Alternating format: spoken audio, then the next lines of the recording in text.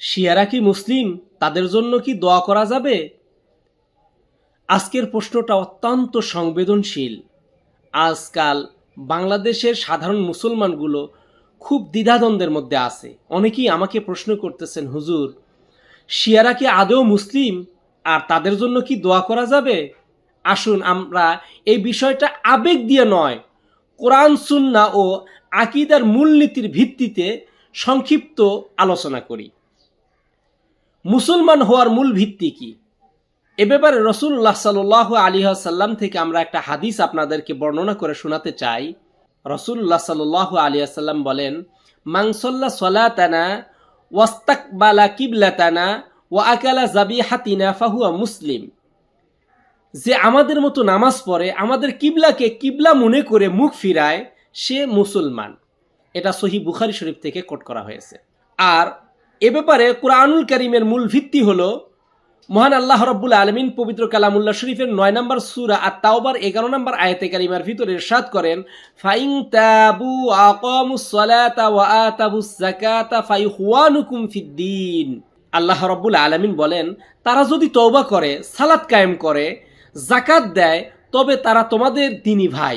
অর্থাৎ ইসলামের মৌলিক স্বীকৃতি হলো তাওহীদ, রিসালাত আর ইসলামের মৌলিক ইবাদতগুলো। তাহলে আসুন আমরা শিয়াদের বাস্তবতা কি এটা জানার চেষ্টা করি। শিয়ারা একক দল নয়, তাদের ভিতরে দল উপদল বিভিন্নভাবে গোত্রে গোত্রে ভিন্ন ভিন্ন আছে। কেউ শুধু রাজনৈতিক ঐতিহাসিক মতভেদে বিশ্বাসী, কেউ বা ইমামতকে আকীদার স্তম্ভ মনে করে, কেউ বা আবার সাহাবায়ে কেরামদের ব্যাপারে কঠোর অবস্থান নেয়। সব শিয়াকে এক রায়ে ফেলা জ্ঞানসম্মত নয়। আমি আপনাদেরকে বলতে চাচ্ছি, আকীদাগত বিচ্যুতি থাকলে রায় কি হবে? এ ব্যাপারে আমরা আহলে সুন্নাত ওয়াল জামাতের আলেমদের নীতিগুলো অবলম্বন করতে পারি। মুহাক্কিক আলেমগণ মনে করেন, কুফরি আকীদা ও ব্যক্তির উপর কুফরের হুকুম এক বিষয় নয়। দলিল প্রতিষ্ঠা ও ইলিম পরিষ্কার হওয়ার আগ পর্যন্ত ব্যক্তিকে তাকফির বলা, তাকফির ফতুয়া দেওয়া, কাফির বলা জায়েজ নাই, কাফের বলা যাবে না। এ ব্যাপারে রাসূলুল্লাহ সাল্লাল্লাহু আলাইহি ওয়াসাল্লাম থেকে একটা হাদিস আপনাদেরকে কোট করে শোনাতে চাই। ইদা ক্বালা রাজুলু লিআখিহি ইয়া কাফির ফাকাদ বাআ বিহা আহাদুহুমা। কেউ তার ভাইকে কাফির বললে তা তাদের একজনের উপরে ফিরে যায়। এটা সহিহ মুসলিম শরীফ থেকে হাদিসটা কোট করা হয়েছে। তাই আমি আপনাদেরকে বলতে চাই, সাধারণ মানুষকে সহজে তাকফির ফতুয়া দেওয়া, কাফির বলা, এটা বিপজ্জনক। আস্তাগফিরুল্লাহ, আস্তাগফিরুল্লাহ। আল্লাহ আমাদেরকে মাফ করেন। আমাদের প্রশ্ন তো প্রশ্নই থেকে গেল, আমরা তাদেরকে কিভাবে দেখব?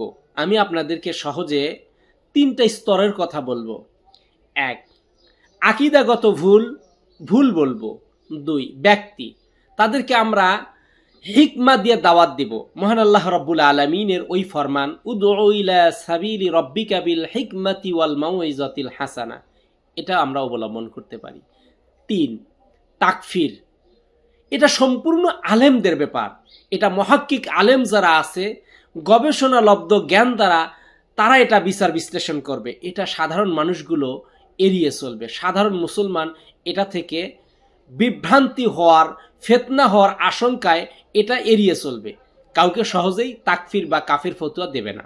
এখন তাহলে প্রশ্ন জাগে, হুজুর, তাদের জন্য কি আমরা দোয়া করব? তাদের জন্য দোয়া করা যাবে? এ ব্যাপারে মহান আল্লাহ রাব্বুল আলামিনের ওই আয়াতে কারিমে আমরা অনুসরণ করতে পারি। মহান আল্লাহ রাব্বুল আলামিন ৫৯ নম্বর সূরা হাশরের ১১ নম্বর আয়াতে কারিমার ভিতরে ইরশাদ করেন, রব্বানা গফির লানা ওয়া লিইখওয়ানিনাল্লাযীনা সাবাকুনা বিল ঈমান। হে আমাদের রব, আমাদের এবং আমাদের মুমিন ভাইদেরকে ক্ষমা করো।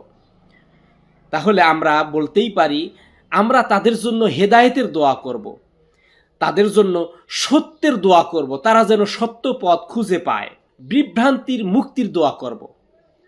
সবসময় মনে রাখবেন, ঘৃণা ছড়ানো এটা দাওয়া নয়, এটা একজন প্রকৃত মুসলমানের দায়িত্ব নয়।